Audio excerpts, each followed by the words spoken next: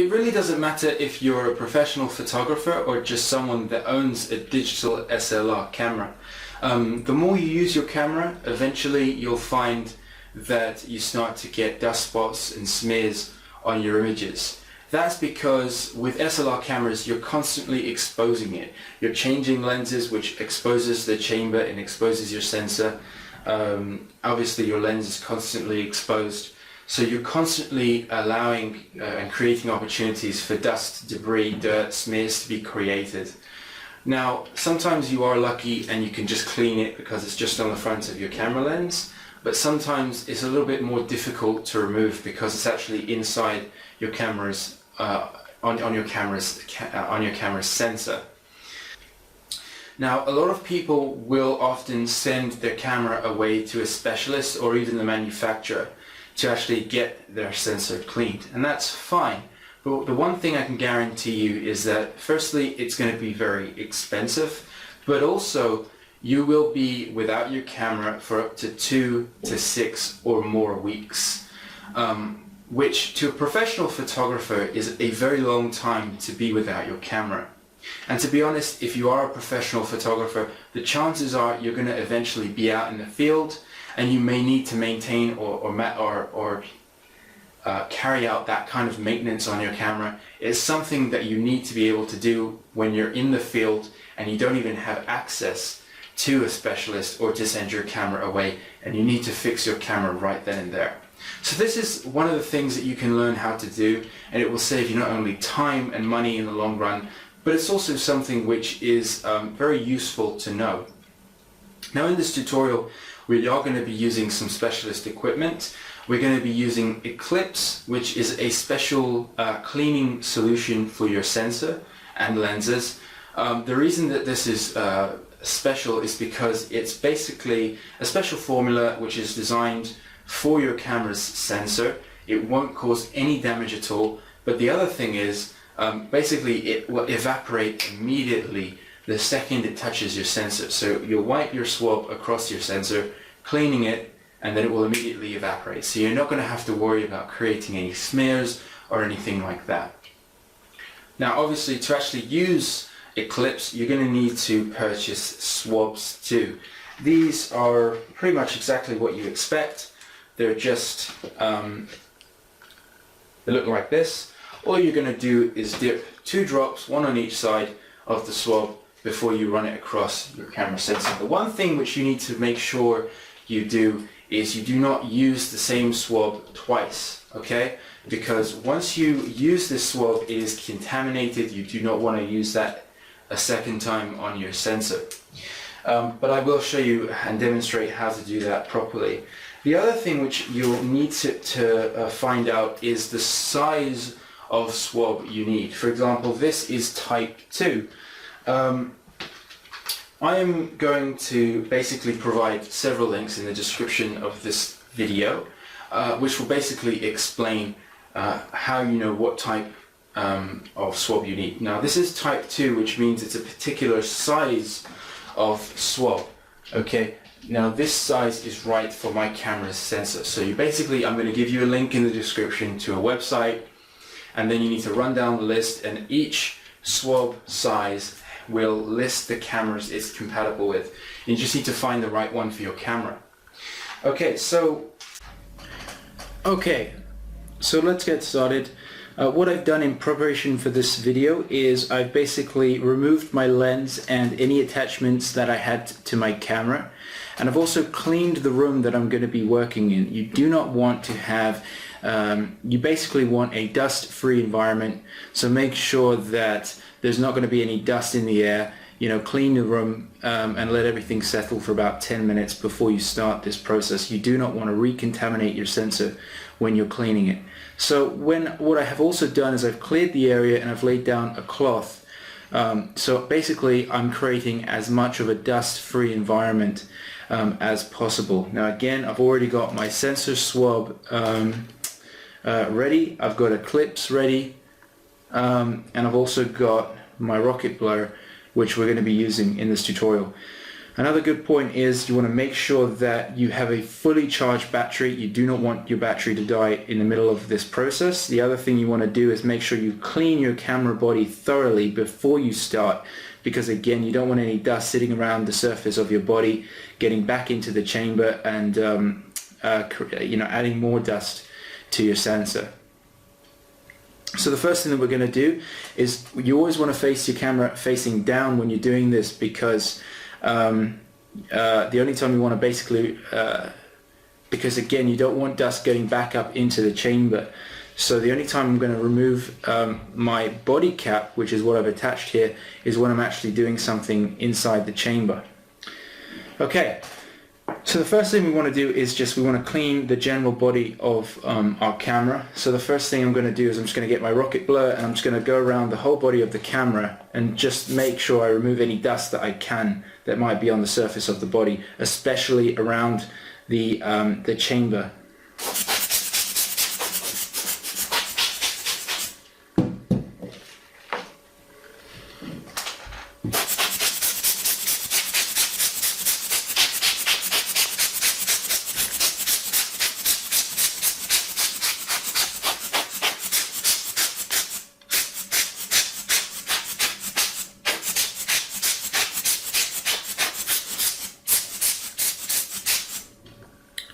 Another good tip is that if you do have a lens pen, then you can use the brush end to actually wipe through around the camera. Now I like to use an old lens pen, which I'm not going to be using this on any lenses or anything, so I'm not too worried about if it's contaminated or not. And I just use that basically to clean the body of my SLR, and it can just get into all of the tight corners and remove any of the dust which is more stubborn and I can't remove with the rocket blower. Again, it's just another precaution I'm taking to make sure I'm not going to get any unnecessary dust back into my chamber when I'm actually cleaning it. Okay, so I'm fairly confident that I've removed all the dust that I can from the body, and I'm going to start cleaning it. Now the first thing we're going to do is we're just going to use the rocket blower to try and remove any of the loose dust that might be on our sensor. So again, the first thing we want to do is go into the menu of our camera, go into the setup menu, select the image mirror, select the lock mirror up for cleaning option, say start, and then I'm just going to push the shutter button.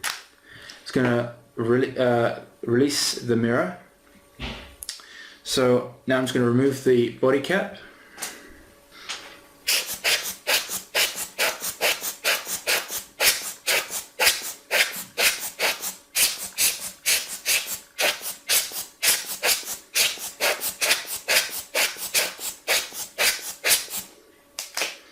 And then I'll turn the camera off to basically return the shutter.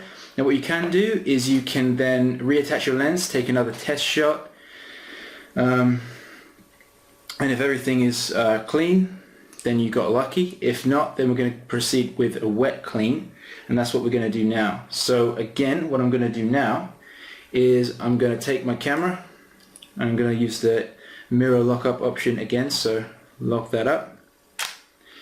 And now what I'm going to do is, before I actually remove my body cap, what I'm going to do is I'm going to get my swab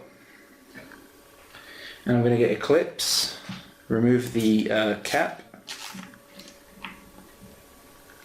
and I'm just going to get a pair of scissors. I'm going to make sure that you don't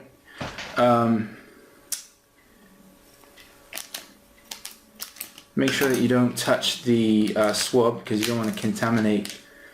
Again, you don't want to contaminate anything that's going to touch your sensor. And because this is my first cleaning, I'm going to apply 3 drops to only one side of the swab. 1, 2, 3. That's all. Now, just remove the cap. Place the image of camera on the back.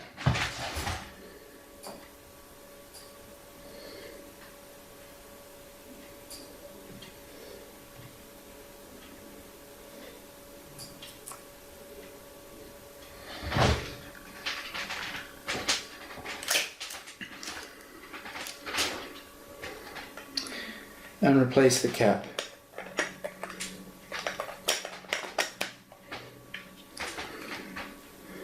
That's all you have to do. Okay, so as you can see, it really isn't that difficult to clean your camera sensor as long as you have the right equipment, which I'm just about to show you.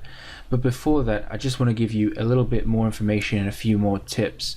Now, when you do actually clean your camera sensor the first time, you should always use 3 drops of Eclipse, and you can apply that to one side of the swab because it will soak through to both sides. Now, if I need to clean my sensor a second or third time, I'll always only use 2 drops of Eclipse because, of course, they're extra cleans. It's also very important to make sure that when you do actually swab your sensor, you're running the swab from one side to the other and then back across.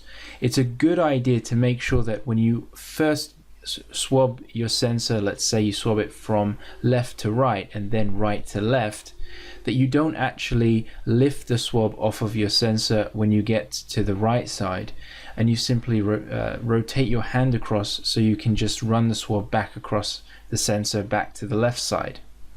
It does take some practice, but one thing you should also try and make sure when you actually put the swab into the chamber and eventually down to your sensor, that the swab doesn't touch the sides of the chamber, because sometimes oils which may or could contaminate the swab and then create smears on your sensor. In addition, sometimes the question is posed how much pressure should be applied, and this image quite well demonstrates that for you. Now, another recommendation I can make is that you should always take before and after shots, which is something I didn't include in the video prior to actually cleaning, but it is something that I did and I'm recommending that you do. In addition, between cleans, if you are going to do a second or a third clean, it's also a good idea to take those shots to see if you actually do need to clean your sensor. Now, in this example, what I've done is I've just basically, this is the before shot. Now, if I zoom in, you can see it was quite a dirty sensor. I actually hadn't cleaned it in a while, and as you can see, there was quite a lot of dust spots on the sensor. If I come over here, you can see there's quite a bad one here. So yeah, there was quite a lot of dust on the sensor. Now if I come over to my after shot, you can see the transformation. There is no dust. If I come over to the same spots on the sensor, I can see that this was an effective clean, and I actually cleaned it a total of 3 times. But again, this is why you take before and after shots, because then you can effectively see how effective your clean has been, and if you do need to do more cleans. Now, you may find that you just can't quite get your sensor 100% clean. That's okay. I recommend that when you do clean your sensor, you do it a maximum of 3 times. I wouldn't go overboard with it. It is very difficult to get your sensor completely clean, and you can remove spots in post-production quite easily. So if you're not, as long as your sensor is relatively clean, doesn't have too many spots, of course something like this, yes, you do need to clean your sensor, but as you can see, if there was just 1 or 2 spots, it really isn't worth cleaning it. So yeah, that's definitely a good recommendation. Now, to take a test shot, because there is a bit of a technique to it, the settings you need to use, you do need to use certain settings, so I recommend you switch the camera over to manual mode. Make sure you're on 100 ISO because you don't want to confuse dust spots with noise. Basically find a white wall in your house, preferably something which is white, doesn't have any marks on the wall, or an area of the wall which is quite clean, because of course you don't want to confuse that dirt on your sensor with just something that was on your wall. And then what you want to do is switch into manual focus, so you can actually take the shot, and then make sure you're on a high, basically you want something like an aperture of f22, because you won't see the dust spots if you're working on something with like 5.6, so you want quite a reasonable aperture, so something like f22.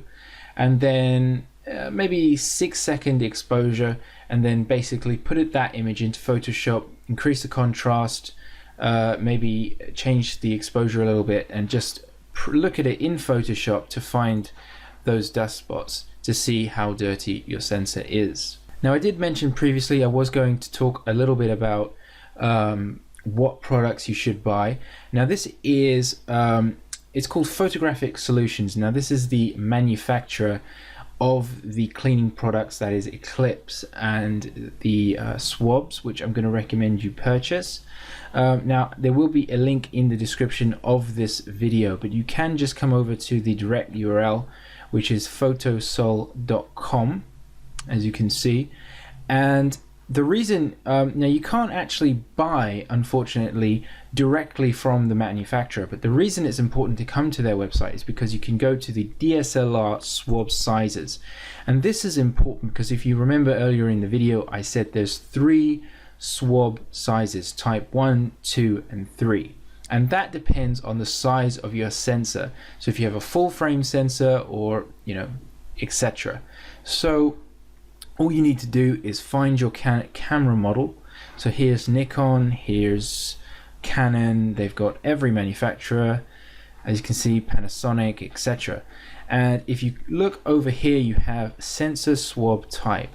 So here's type 2, 1, 3, etc. So just find your camera model, come across, and this is the size of swab that you need, so type 3. And you can also just search for your camera here, so it's very easy to use, and there will be a link in the description. Now, if you're based in the UK, and if you're in America, don't worry, in a minute I'm going to give you a link to a recommended company which you can purchase this from. If you're in the UK, Wex Photographic. Again, there'll be a link in the description, or you can just come over to the URL.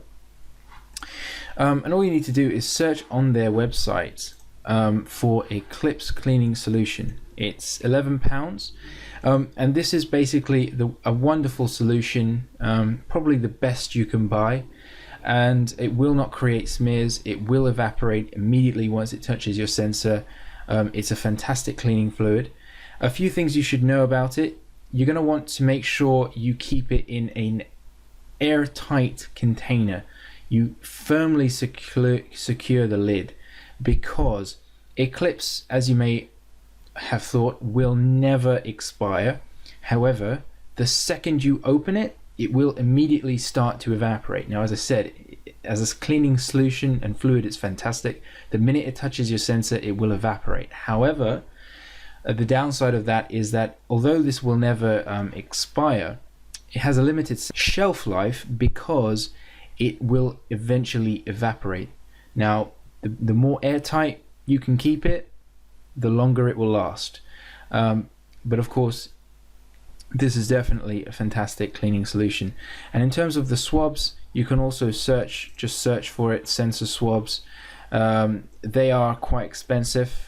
$35.99. Of course, there's also plus shipping. And yes, so this is type 1. As you can see, you can get type 2 and type 3. And again, I said just check the website for the type of swabs that you need for your camera. Now, if you're in America, then I recommend bhphotovideo.com. Again, they're a wonderful company in terms of photography, and if you just search online photographic solutions, you'll find everything from sensor swabs, as you can see, type 3, 2, 1. You can also get these other packs which are cheaper, as you can see. You can get them in the UK as well. These are just basically, these packs here are more expensive because they contain 12 swabs, and you probably get more cleans out of it. Whereas these have, I think, 1 or 2 or a 4-pack, so they're less swabs and cheaper. I think these are also, they already have the cleaning solution on them, so you don't have to actually buy Eclipse separately. But it's really up to you. As you can see, you can get all the swabs you need.